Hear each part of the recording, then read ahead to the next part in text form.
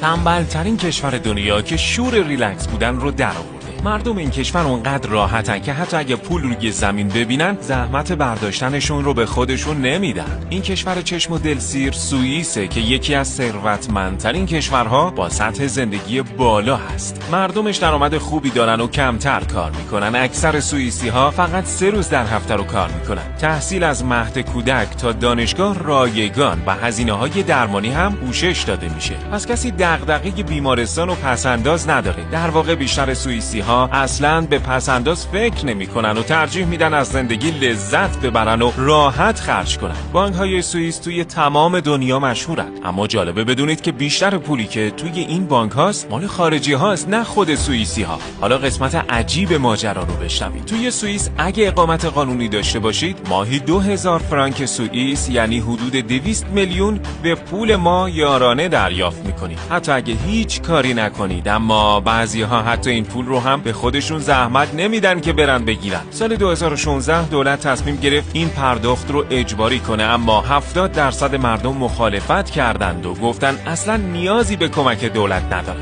حالا به نظرت این کشور ارزش زندگی کردن داره؟